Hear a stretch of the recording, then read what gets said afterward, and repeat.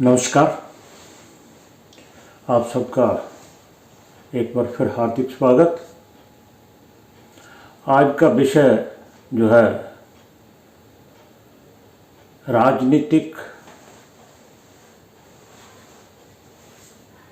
संदर्भ में कि राजनीतिक में कैरियर कैसा होता है। कहाँ से हम ये देखते हैं कि मेरा राजनीतिक में कैरियर होगा कि नहीं होगा। सबसे पहले तो ये बात समझ लेनी चाहिए, जो राजनीति है पुरातन समय में सेवा भाव के लिए होती थी। ये जनता की सेवा के लिए होती थी। जो इस राजनीति में आते थे वो इस भावना से आते थे कि हम लोगों की सेवा कैसे कर सके, जनता की सेवा कैसे कर सके। परंतु जैसे जैसे समय बीतता गया, कलयुग का अपना रंग दिखाता गया, अब ये इसने कैरियर का रूप धारण कर लिया। कैरियर का अर्थ है जहां से कुछ इनकम हो, बंदा अपने जीवन का गुजारा भी कर सके। परंतु आजकल गुजारे की तो बात छोड़ो, सभी मज़े में है। जितनी देर राजनीति में है उतनी देर तो प्राप्त करते ही हैं, उसके बाद भी वो उनको पेंशन मिलती है। कई संस्थाएं ऐसी हैं जिसमें लोग 30-30, 35-35 वर्ष या कई बार तो 40 वर्ष तक भी अपने जीवन का योगदान देते हैं, परंतु उनको कोई पेंशन नहीं। उनका जो आखिरी समय है वो ऐसे ही निराशता में निकल जाता है। जो थोड़ा बहुत फंड होता है वो बच्चों के लिए, उनके पढ़ाई के लिए या उनकी शादी के लिए वो लग जाता है और वृद्ध जो अवस्था है ऐसी निकल जाती है। परंतु राजनीति का कैरियर जो है इसमें लगातार फिर इनकम चलती रहती है। इसलिए इस शब्द को राजनीति में कैरियर शब्द को यूज किया गया है। लोग इसकी ओर रुझान जो है ज़्यादा हो गया। अब निम्न स्तर से लेकर ऊपरी स्तर तक कहने का भाव, शहरों में वार्ड मेंबर, गांव में पंच, सरपंच, जिला परिषद, एमएलए, एमपी, मंत्री, सीएम, गृह मंत्री, पीएम, नीचे स्तर से लेकर ऊपर स्तर तक हम सब को कैसे देखें? क्या एक ही तराजू में तोलेंगे सभी को? नहीं। सबसे पहले ये सोच लेना चाहिए कि जो निम्न स्तर के वार्ड मेंबर है या सरपंच है, वैसे तो आजकल उनको भी कुछ ना कुछ बाद में मिलता है, और जब वो होते हैं पावर में तब तो उनको इनकम होती ही होती है। परंतु ये एक वेव है, लहर है, एक दशा आई जिसने उसको आपको अपनी ओर खींच लिया तथा आपको वार्ड मेंबर, पंच या सरपंच बना दिया। 5 साल के बाद फिर खत्म, दूसरा इलेक्शन। परंतु इसी स्तर से उठकर मेरे ख्याल से इसको गंभीरता से नहीं लेना चाहिए राजनीतिक के कैरियर को। जो वार्ड मेंबर हैं, सरपंच हैं, पंच हैं, खैर, परंतु फिर भी काफ़ी लोग ऐसे हैं जो इसी में से निकलकर एमएलए, एमपी या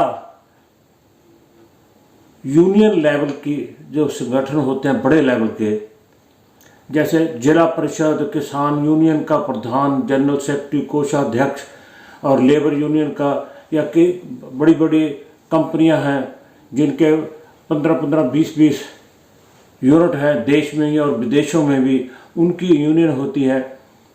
उनको हम कैसे देखें? और फिर आगे मंत्री बनना है या सीएम पीएम बनना है, तो किन किन बातों का ध्यान रखना चाहिए, आज का विषय जो है यही है। मैं मात्र आपको संकेत मात्र, ज़्यादा लंबी वीडियो मैं बनाता नहीं, आपको ये बताऊंगा। बाकी आपकी आईक्यू है, अगर हमें ये ना मालूम हो कि किस भाव से क्या देखना है, तो हम ज्योतिष में कामयाब नहीं हो सकते। सबसे पहले हमें ये मालूम होना चाहिए ये किस तार का प्रश्न है और उसको कहाँ से देखना चाहिए, इसके तार किस किस के साथ जुड़े होते हैं। पहले हम एमएलए एमपी वगैरह की बात करिए, ये कहाँ से देखा जाता है, इसके लिए हमें क्या क्या देखना चाहिए। जो निम्न स्तर के, जैसे जिला परिषद है, एमएलए हैं, या यूनियन के प्रेसिडेंट सेक्रेटरी हैं, या लेबर यूनियन के या किसान यूनियन के जो बड़े स्तर के यूनियन हैं, जो स्टेट लेवल की आ जाती हैं या देश लेवल की आ जाती हैं, उनके लिए हमें फोर्थ हाउस देखना चाहिए। फोर्थ हाउस, चौथा भाव। चौथे भाव का मतलब यह है, चौथा भाव कहने से ही हमें समझना चाहिए भाव, भवेश और कारक। कारक कौन है? स्थायी स्थिर कारक जो है वो है चंद्रमा। इसमें चंद्रमा का बलवान होना भी अति है, क्योंकि जब कोई राजनीति में आता है, जरूरी नहीं उसकी तालियां बजाकर प्रशंसा ही होगी। लोग बीच में खड़े होकर, पब्लिक के बीच में उन गालियां भी देते हैं। उन गालियों को सुनने के लिए भी क्या आपके मन में घबराहट तो नहीं पैदा हो जाती, भी अब क्या बनेगा? मन की परिस्थिति, चंद्रमा का बलवान होना भी बहुत जरूरी है।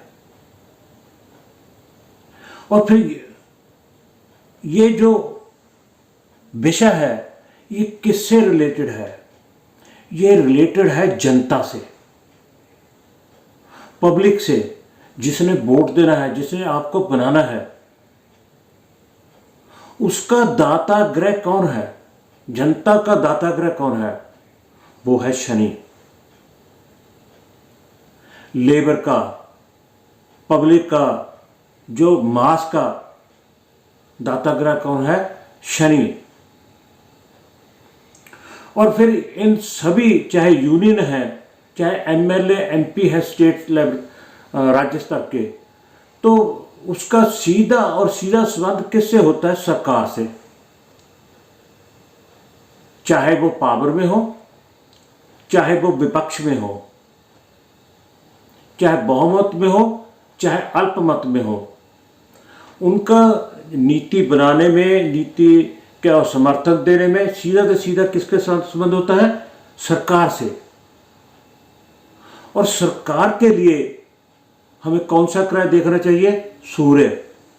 यानी एक तो फोर्थ हाउस आ गया और दूसरा शनि, और शनि के बाद सूर्य।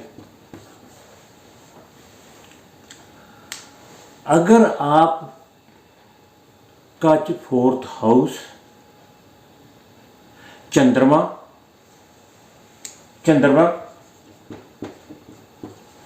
शनि और सूर्य बलवान है, अच्छी स्थिति में है, तो आप कह सकते हैं कि आप बनेंगे कब? जब इलेक्शन है उस समय आपकी दशा कौन सी चल रही है, क्या आपको सपोर्ट मिल रही है, क्या मित्र की ही चल रही है, इनकी ना से मित्र की ही चल रही है, अंतर प्रत्यंतर में कब आ रहा है, क्या गोचर अलाव कर रहा है, ये सब बातें हमने पीछे सीख चुके हैं। ये आपको खुद जज करना होगा इन बातों को। मैंने पॉइंट आउट कर दिया भी क्या क्या देख रहा है, देखना आपने है। ज्योतिष को कोई खेल मत समझिएगा। और उसके बाद अब मान लिया कि वो एमएलए, एमपी या जिला परिषद या किसान यूनियन का, लेबर यूनियन का या किसी बड़े संगठन का जनरल सेक्रेटरी बन गया, सेक्रेटरी बन गया, प्रेसिडेंट, वाइस प्रेसिडेंट बन गया। तो इसके बाद सांसद, और एक बात और भी है जो मैं बताना भूल गया कि एक तो एमएलए, एमपी होते हैं, इनका सीधा सीधा संबंध किससे होता है? जनता के साथ। कुछ पद ऐसे भी हैं, कुछ सीटें ऐसी भी हैं जो बैकडोर से आती हैं, जिसे हम राज्यसभा सांसद बोल देते हैं, मेंबर बोल देते हैं, राज्यसभा का मेंबर। उससे पब्लिक का लेना देना कुछ नहीं। और इसी प्रकार कि मंत्री बनेगा, कोई औहदा मिनिस्ट्री मिलेगी या नहीं मिलेगी, है ना? इसमें भी दो प्रकार की बातें होती हैं। एक तो आपके पूर्वले कर्म, आपके अच्छे कर्म, पिछले भी और अब के भी, आपकी पार्टी प्रति की गतिविधियां, आपकी यानी कि आपकी काबिलियत, ऐसे कहें आपकी काबिलियत क्या है जिसकी वजह से आप सांसद में आते हैं, राज्यसभा के मेंबर बनकर। और दूसरा क्या होता है? चमचागिरी। प्राथमिकता दोनों को मिलती है, काबिलियत वाले को भी और चमचागिरी वालों को भी। उनके लिए क्या देखना होगा? और वैसे मंत्री पद पाने के लिए हम क्या देखेंगे? अगर जब हम एमएलए, एमपी बन गए तो उसके बाद हमें क्या देखना है? एक तो सीधा सीधा है ना भी, सूर्य का बलवान होना जरूरी है। क्या जो ये ग्रह हैं केंद्र त्रिकोण में है, बलवान है, और इसे बोलते हैं उजाला पक्ष। ये जो साइड है ना, इसे उजाला पक्ष बोलते हैं। क्या सूर्य इस साइड में है, उजाले पक्ष में है, ताकि आप सरकार में आ सको, मंत्री, कोई आपको डिपार्टमेंट मिल सके बड़े पद के लिए। तो उसके लिए भी हमें क्या देखना होगा? पहले तो हमें तीसरा, थर्ड और नाइन्थ, ये तो हमने इलेक्शन के लिए, मेंबर बनने के लिए देख रहे हैं। अब आगे बढ़ने के लिए, जब हम जीत गए तो हमारा बाहुबल कितना है, जो हमारे मेंबर बने हुए हैं, क्या हमें सपोर्ट मिलती है, हमारा पराक्रम कैसा है, हमारी काबिलियत कैसी है, थर्ड हाउस, और क्या हमारा भाग्य भी साथ देता है कि नहीं देता, ये भी देखना होगा। तभी आप जाकर कुछ ऊंचे पद पर बनोगे। और जो मैंने बोला काबिलियत और चमचागिरी, यानी बैकडोर से आने वाले राज्यसभा मेंबर, इनके लिए हम पूर्वले कर्म की बात तो करते हैं। राज्य फिफ्थ हाउस,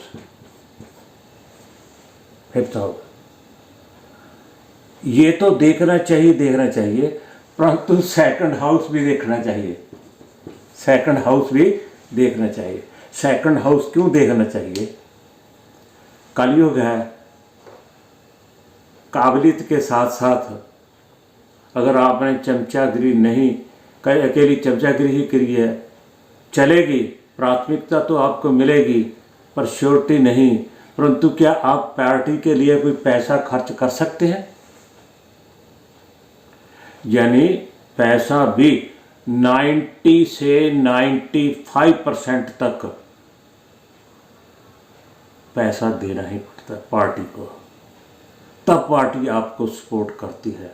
भी आप पार्टी के लिए क्या इन्वेस्ट कर रहे हो सकता मैं, ये मेरे विचार, हो सकता मैं गलत हूँ, मैं तो आपको ध्यान मात्र में लाना। हाँ, पूर्वले कर्म जो है, क्या आपके पूर्वले कर्म अच्छे हैं? देखिए, ये हो गया जिन्होंने डायरेक्ट जाना है, एमएलए, एमपी या जिला अध्यक्ष या कुछ जो किसी बनना है, ठीक है ना।